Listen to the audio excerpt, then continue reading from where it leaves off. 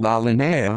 The Line is an enforcer unit of the Juarez cartel originally set up by a number of former and active duty policemen, heavily armed and extensively trained in urban warfare. Their corrupt line of policemen were set up to protect drug traffickers, but after forming an alliance with Barrio Azteca to fight off the forces of the Sinaloa cartel in 2008, they established a foothold in Ciudad Juarez as the enforcement wing of the Juarez cartel.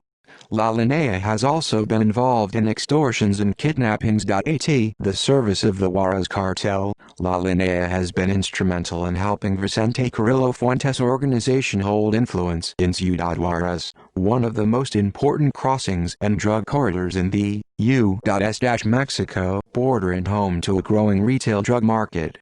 The DEA estimates that about 70% of the cocaine that enters the United States flows through the El Paso-Juarez border. La Línea is linked to some of Ciudad Juarez's and the state's most notorious massacres, including the massacre of 16 teenagers at a high school party, the shooting that killed 19 patients at a rehab center, and of the cell phone detonated car bomb attack, all of them perpetrated in 2010.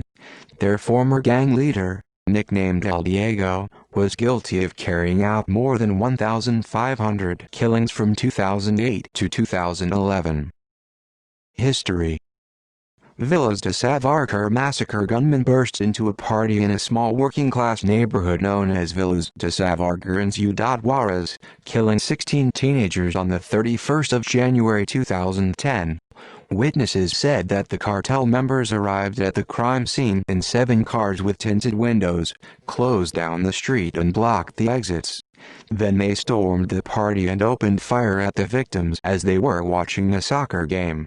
Some of the teenagers were shot as they tried to flee, and their corpses were found in the neighboring houses. As neighbors hid in their houses, some dialed the emergency services, but the Mexican military and the federal police did not arrive until after the killers had left. When the Mexican authorities arrived, a large crowd gathered at the crime scene as the neighbors and family members of the victims, whose ages ranged from 15 to 20, cried and set down candles. They pleaded for their names not to be released for the fear of the hitmen returning and taking revenge. The relatives and witnesses interviewed after the massacre insisted that the teenagers had nothing to do with the drug trade and were good kids. What was troubling for the authorities was that the victims were not gathered inside a bar or at a rehab center, but rather at a private home. They gave no official statement for the motives behind the killing, but the massacre bore all the signs of the drug violence that Ciudad Juarez was living for the past 3 years. Videos from the crime scene depict a sparsely furnished home with large puddles of blood and taint smeared on the walls. In addition, more than 100 AK-47 bullet casings were found at the crime scene. The Mexican authorities issued a reward of $1 million pesos for anyone who could provide information that led to the arrest of the killers. One by one, the coffins of the victims were carried out from their homes on the 4th of February 2010, as their families demanded for justice. The governor of the state of Chihuahua, José Reyes Beza Terrazas, showed up at the funeral unexpectedly to pay his respects to the families. Felipe Calderón, Mexico's president, also visited the family members and handed a memorial plaque to the parents of the victims. The mayor of Ciudad Juarez said that the massacre was a random act of violence by Mexico's drug gangs because the victims had no apparent ties with organized crime.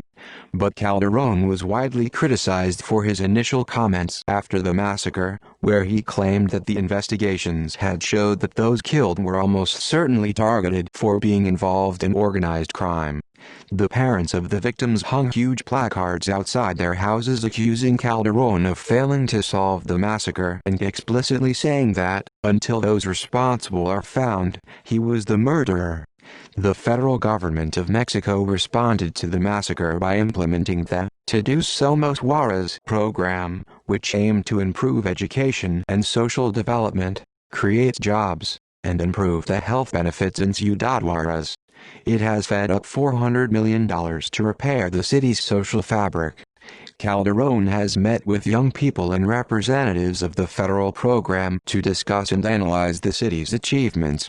He also unveiled a billboard facing traffic in El Paso, Texas heading into Mexico that reads, "No more weapons," and criticized the United States for not renewing a ban on the sales of assault weapons that expired in 2004. 4 days after the massacre, a suspect identified as Jose Dolores Arroyo Chavarria was arrested by the Mexican military.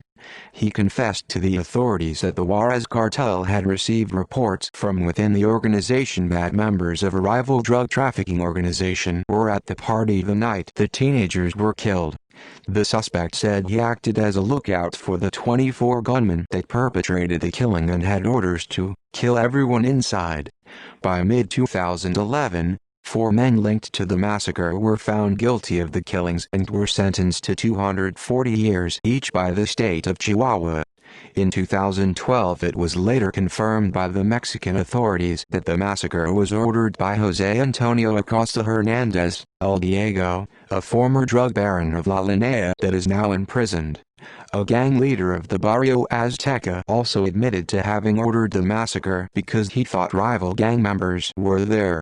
Despite the arrests, many of the family members were unhappy with the efforts of the Mexican government and said that they were planning to abandon Mexico and seek safe haven in Texas to protect their children. "I never even gave the United States much thought," said one of the family members, "but Mexico has abandoned us, betrayed us." Chihuahua Rehab Center shooting. Dozens of armed men with AR-15 and AK-47 rifles arrived in 6 vehicles at the Life and Faith facility, a church-run rehabilitation clinic in Chihuahua City at around 11 p.m. on the 10th of June 2010. The gunmen, outfitted with protective gear and ski masks, first claimed to be policemen, and herded the patients outside the clinic. Once they had lined up 23 of them outside execution style, the gunmen opened fire at them, killing 19 and wounding 4. The Mexican authorities found more than 200 bullet casings from different kinds of firearms at the scene. According to the pastor, some of the men in the facility were former gang members of Los Mexicals, who fight along with Artistas Asesinos and the Sinaloa cartel for the control of the smuggling routes in the state. Most of the victims' ages ranged from 23 to 65, and included a blind man and a 16-year-old. According to the investigations, the perpetrators left behind 4 written cardboards, but the authorities did not release the content of the messages. The 3-story facility housed addicts for 90 days, although some of the victims had more than a year or 2 in rehabilitation. By June 2011, a leader of La Línea admitted planning and coordinating the attack against the drug facility. The Mexican authorities stated that the drug trafficking organizations use rehabilitation clinics to recruit foot soldiers and smugglers, and often kill those who do not cooperate. Others are killed for failing to pay for their drugs or for ripping off a dealer. In addition, the cartels frequently target unlicensed rehabilitation centers, since they are likely to accept active gang members seeking to free themselves from an addiction. Unlike the government-licensed clinics, the private centers are not associated with the penal system and have limited security measures, leaving the victims vulnerable to attacks by gangs seeking revenge or the elimination of a potential police informant. In Ciudad Juarez alone, there are around 100,000 drug addicts, and many of the rehab clinics are unlicensed and ran by former addicts, making them easy points for the cartels to infiltrate. Some cartel members even check themselves in the facility and pose as addicts.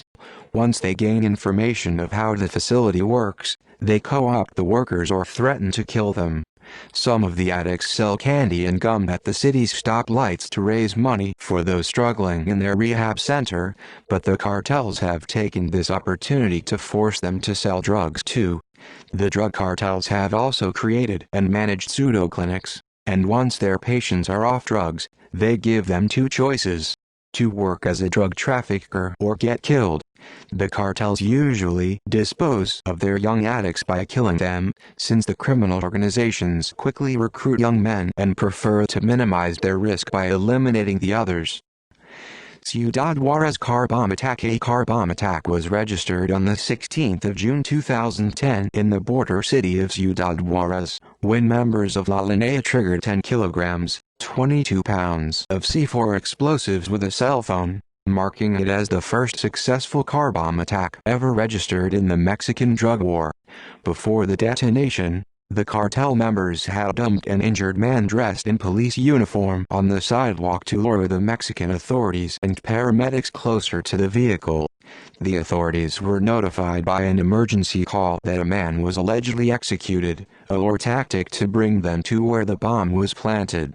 As a policeman and a paramedic rushed to the scene, the bomb detonated, killing them instantly. The injured man, who was not a police officer, and an innocent civilian, were also killed. A cameraman who was near the scene was gravely injured but managed to film the explosion aftermath. The attack sent shock waves across Mexico and raised concerns in the United States, and represented what the authorities considered a new dimension of terror and a clear escalation in the weapons and tactics deployed by Mexico's drug trafficking organizations. TV images aired on national television showed a vehicle with only one intact wheel and 2 federal police on fire in the city's downtown area. U.S. authorities responded to the attacks with worrisome and noted that it was reminiscent to Colombia in the 1990s and to the terrorism and warfare tactics the United States military is running into in Iraq and Afghanistan. The Mexican peso pared some losses after the attack too, and economists warned that more car bomb attacks could hurt Mexico's financial market and scare off investors. Nonetheless, even with multiple car bombs, the Mexican drug cartels have not shifted their focus to targeting civilians rather than security forces, and thus the narcoterrorism label is unclear. A message left at the scene claimed that La Línea were responsible for the blast, and threatened further attacks. "We still have car bombs, and this will continue to happen to authorities that carry on supporting El Chapo, FBI and DEA. Go and investigate authorities that are giving support to the Sinaloa cartel."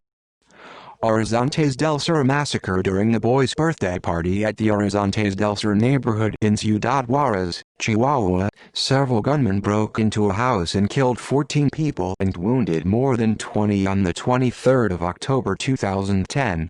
After firing more than 70 bullets, the attackers fled the scene in 3 different cars at around 11 p.m. According to the witnesses' descriptions, the attackers were teenagers who had secured the area by blocking traffic.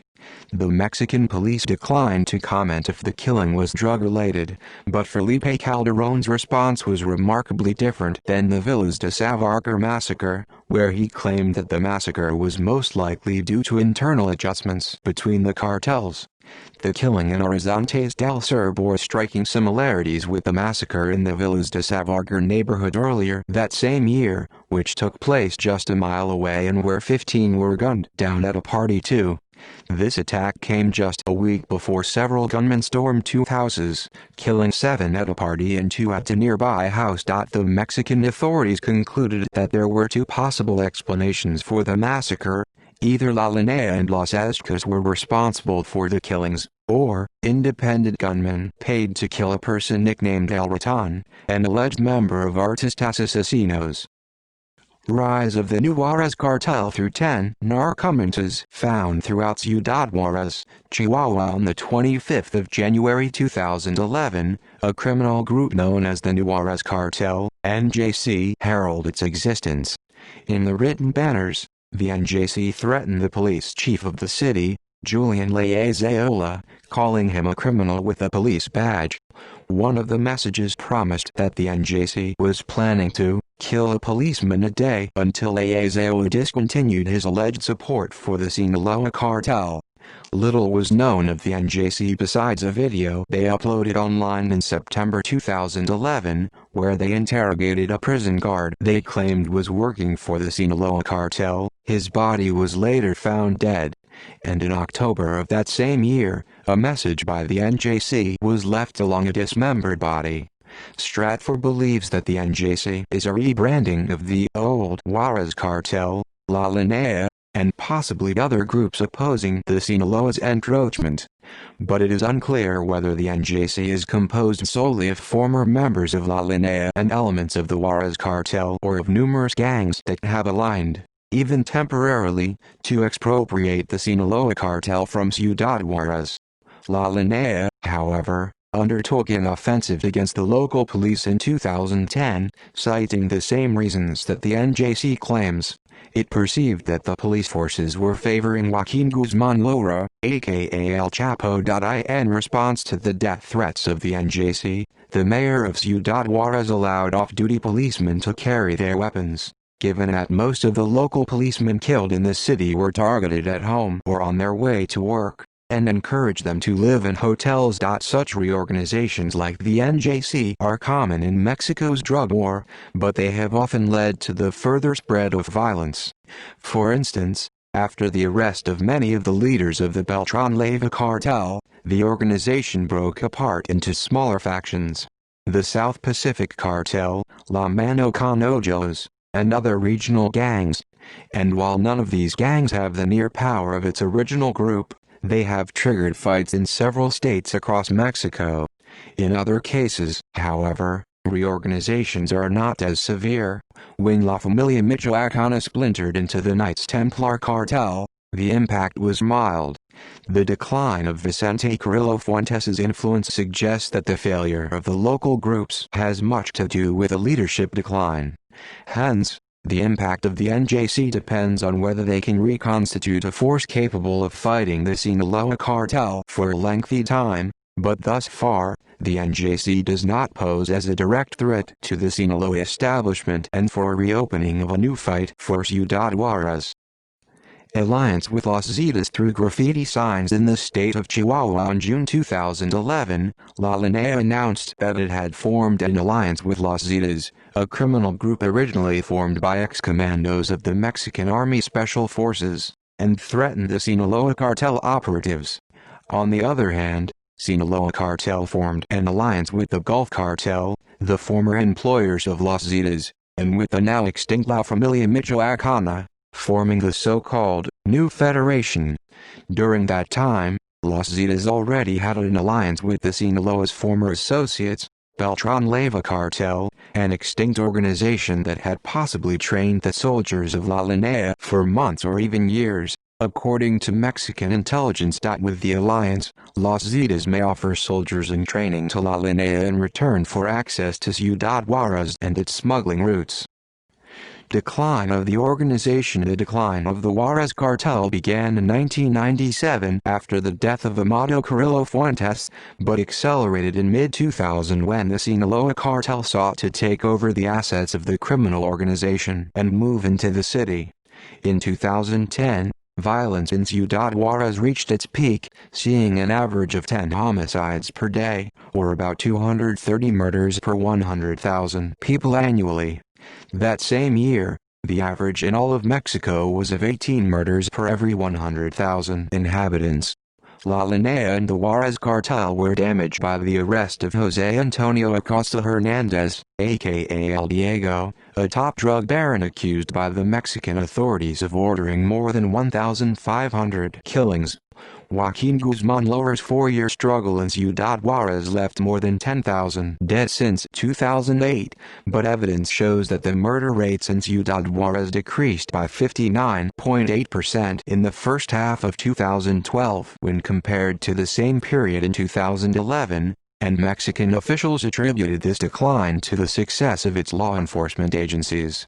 Nonetheless, experts told El Paso Times that part of the reason why the violence in Ciudad Juarez toned down is because the Sinaloa cartel has consolidated its dominance over the now weakened Juarez cartel. The Juarez cartel continues to operate in the city, but it no longer holds a monopoly and appears to be unable to expand. Other experts echo that the cartel is having difficulties paying its members and that the violence will continue to decline as its hegemony erodes. Their relationship with the Barrio Azteca gang has also been affected by the cartel's decline. NPR reports indicated that several people in Ciudad Juarez, including but not limited to local journalists and former policemen, perceived that the Mexican government allegedly favored the Sinaloa cartel in their battle against the Juarez cartel. Nonetheless, counter-arguments from security experts were also included. The reported victory of the Sinaloa cartel may possibly not halt the forces of the Juarez cartel. As long as Vicente Carrillo Fuentes is alive and free, the warfare in the area will possibly continue. With limited options, the Juarez cartel has been forced to reorganize its forces and opt for extortions and kidnappings, while Gente Nueva, the Sinaloa cartel's armed wing, receives funding from other states. In addition, the drug corridor in Ciudad Juarez remains a crucial territory for the Mexican drug trafficking organizations, so the city could continue to see battles for the control of the lucrative smuggling routes, even at a diminishing scale. And although the rise of the new Juarez cartel has yet to materialize, the threat still remains. On May 17, 2018, a spokesperson for the Mexican Federal Police announced that the group's leader Carlos Arturo Quintana, who is known as L80, was captured in the town of Namaquipa in western Chihuahua and that no shots were fired when doing so. In January 2020, La Línea leader Luis Antonio N. was arrested for murders of 2 Mexican National Guardsmen. In February 2020, another La Línea member was arrested in the El Paso region. On May 25, 2020, La Línea Lieutenant Gibran R.S., also known as El Mocho, along with his wife Daniela and 2 alleged henchmen were arrested in Jimenez. Also identified as Luis Alberto M., he was also reported as the leader of La Línea and was believed to be responsible for recent incidents which saw 20 police sent to the hospital since May 20, 2020 after being shot at. The next day, however, it reported that local cops were still being targeted by gunfire, and that the arrest sparked an attack on the state police barracks. El Macho's brother Fernando and 2 La Línea members identified as El Canguro and El Torres are believed to have assisted El Mocho in the group's illegal activities. However, the new La Empresa cartel leader, identified as the Gnome, was later believed to have continued the attacks against local police, which resulted in the deaths of 9 attackers and 2 policers by May 29, and that their continuation was actually triggered by the recent arrests of previous La Empresa leader Jose Dolores Villegas Soto, aka El Iraqi, or the Iraqi, and other prominent La Empresa members only identified by the nicknames Uncle and Goofy. El Mocho was believed to have become La Línea's actual leader following the arrest and imprisonment of his predecessor Ricardo Arturo, El Piparo. See known leaders of La Línea. See also Mexican Drug War Mayrita Initiative War on Drugs. References. Bibliography. Langton, Jerry, 2011. Gangland. The Rise of the Mexican Drug Cartels from El Paso to Vancouver. John Wiley & Sons. ISBN 1118014278. CS1 maint. Ref Harv. Link.